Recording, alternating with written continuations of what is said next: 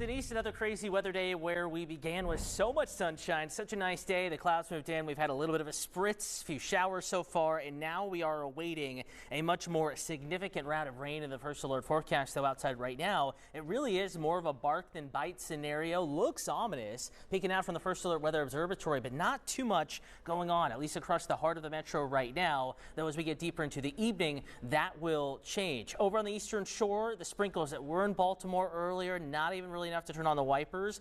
Now crossing the Bay Bridge and moving across Calvert County on the west side of the Chesapeake, southern Anne Arundel County, and then getting up into portions of Kent, Queen Anne's counties, roughly the Bay Bridge corridor. This is round number one. It was always going to be the least significant of the bursts of rain.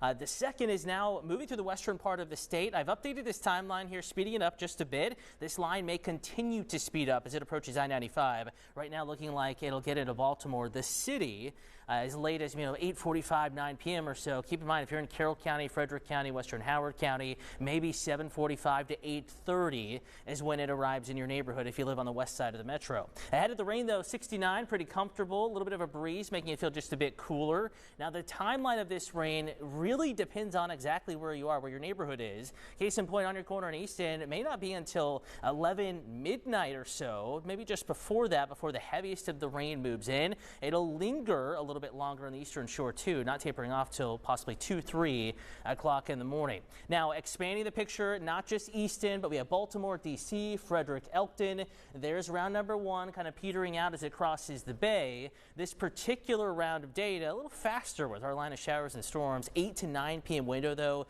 still locked in for heavier rain, thunderstorms moving into the metro. After that time, 9:30, 10:30 over on the eastern shore. And then very quickly, at least the heavy rain is moving out of the state of Maryland. I want to remind you, though, thunder lightning possible with this. Couple wind gusts, 35, 45 miles per hour.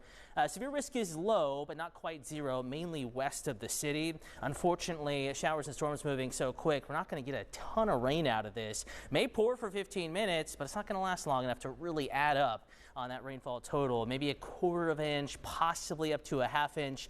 You're lucky if you live in an area that sees any more than that tonight into the wee hours of tomorrow morning.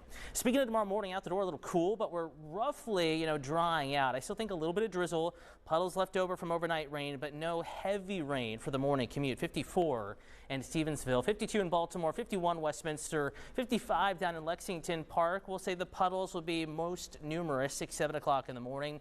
Roadways starting to dry out. There's still some drizzle around 7, 8, 9 o'clock in the morning.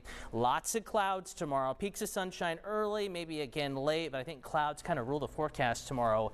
With temperatures cooler thanks to the gray condition, especially in the mountains, stuck in the 40s in Garrett County. The rest of us upper 50s, 60s, all the way to the beaches. A little windy tomorrow too, sustained 10 to 20, gusts up to about 30 or so. So it'll feel cooler than that high temperature of 64 in Baltimore, 66 in Salisbury, 61 Westminster, 65 in Ocean City. Again, unseasonably cool tomorrow. Same for Baltimore City with highs in the lower 60s. If you're on the water, a little rough out there, best to stay off.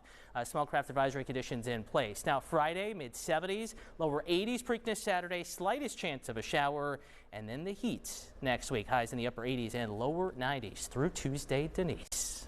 All right, thank you, Cutter. Well, this